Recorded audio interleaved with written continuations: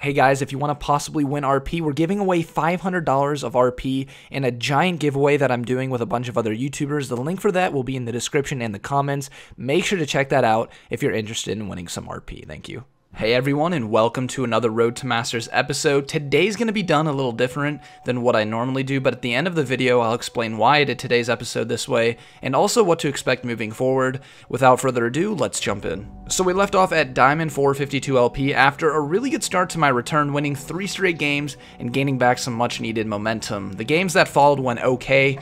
As you can see, I actually get autofilled support the very next game, and that game just went extremely poorly. The game actually starts out nicely after picking up a double kill on the bot lane from the early Warwick gank, but despite that, we had solo lanes getting crushed, and I'm pretty garbage at support, so the game quickly goes downhill, and we lose a little bit of LP.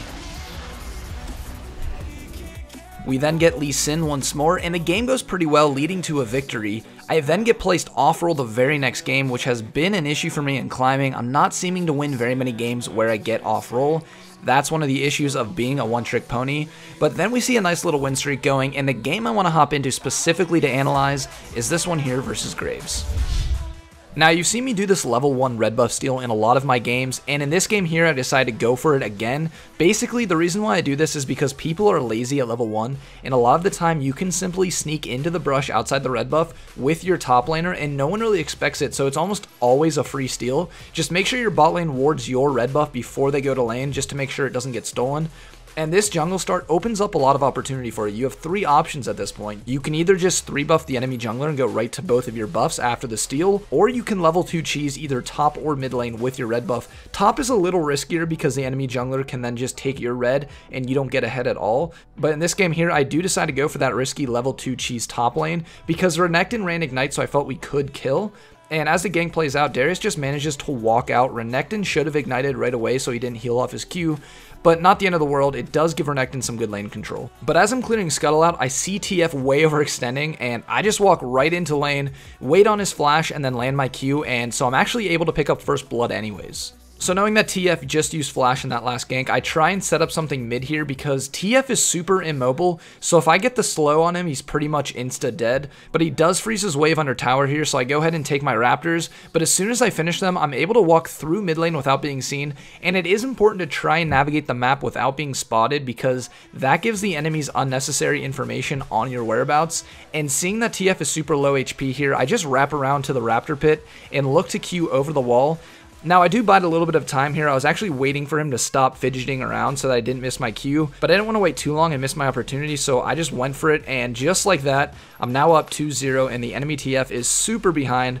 But as I've preached in other videos, it's not just about the kill, it's about what you do after the kill. And in this situation here, I see Graves come to cover mid lane, which means that I have information, and because of that, I have a free path to his topside jungle. But as I'm headed to steal his Krugs, I see Darius low under tower, and this is just adapting to the situation. Not everything is going to be planned. As you make decisions, some are going to be made in split seconds, and here I make the split second decision to just go for the easy dive top lane. Now, unfortunately, Renekton actually solo kills here, so I get no gold for that, but being here means we can just quickly take the tower together for that first tower gold. And this play still isn't done. Because Graves rotates bot lane and I see that, TF is still showing mid. I just extend the snowball even further by going right back into his jungle and denying Graves his red buff, and I get his raptors too, and TF is just tilted at this point from getting camped, so he repeats his mistakes and overextends again.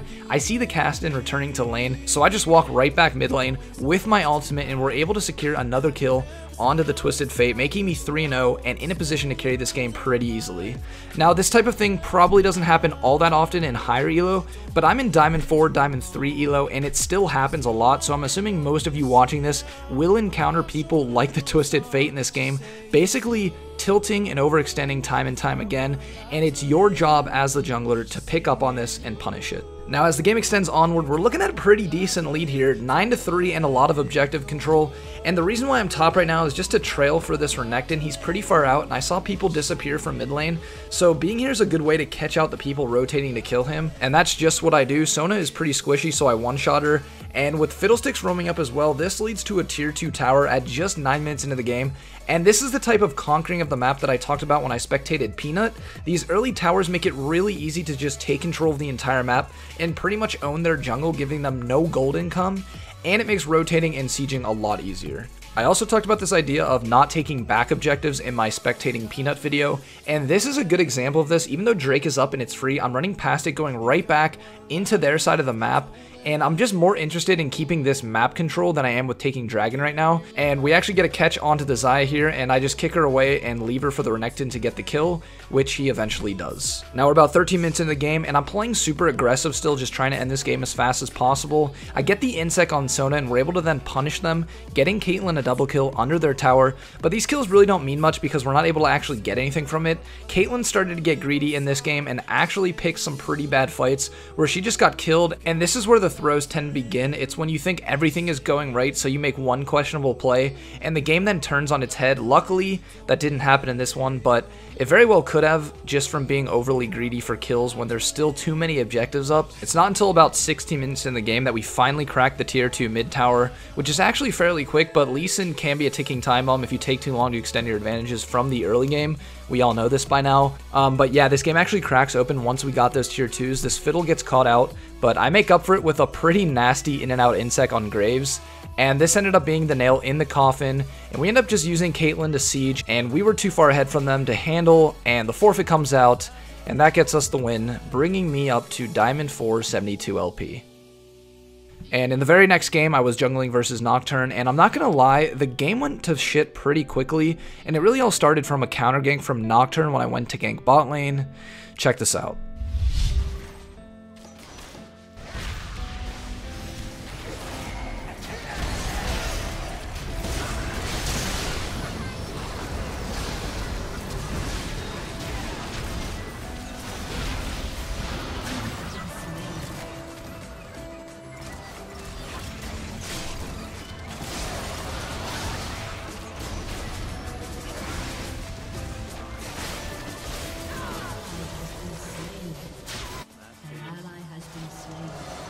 This really hurt the game for me because Nocturne getting a lead over Lee Sin is really difficult to come back from. And the one thing about Lee Sin is losing the early game where you have the most strength is extremely detrimental to the game. And if you don't have teammates doing well, I find myself not being able to really do anything.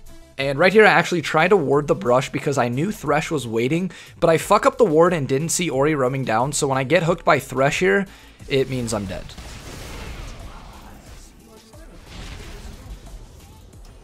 Some things I've noticed about this elo as opposed to where I was on my Smurf, where I was playing against Plat 1 to D4, and now it's more D4 to D3.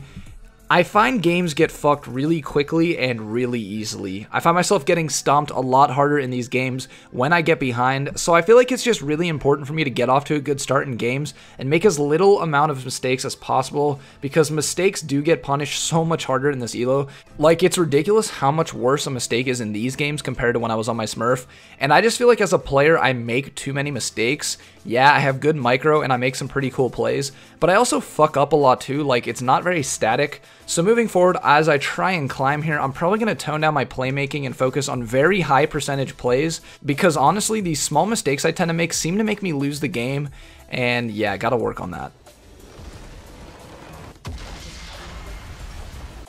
So that brings me to Diamond 4 55 LP, and before I go, I want to quickly talk about what the hell I was doing with today's episode.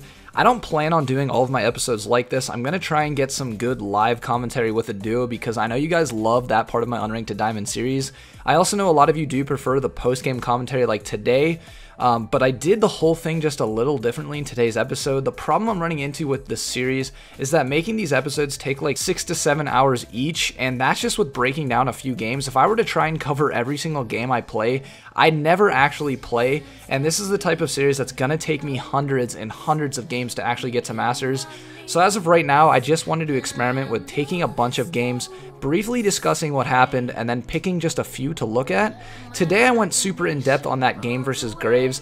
That's more me just trying something new. If you found it boring or not helpful at all, I won't do it anymore. I do need feedback in the comments about that. I also don't plan on showing you the games before I get into them in future episodes because I don't want to spoil it for you. I just did that today because I wanted to try something new, so unless you guys tell me otherwise, I don't plan on doing that too often in the future. But the grind is now in full force. It's time to make my run for Masters. Whether or not it happens, only time will tell.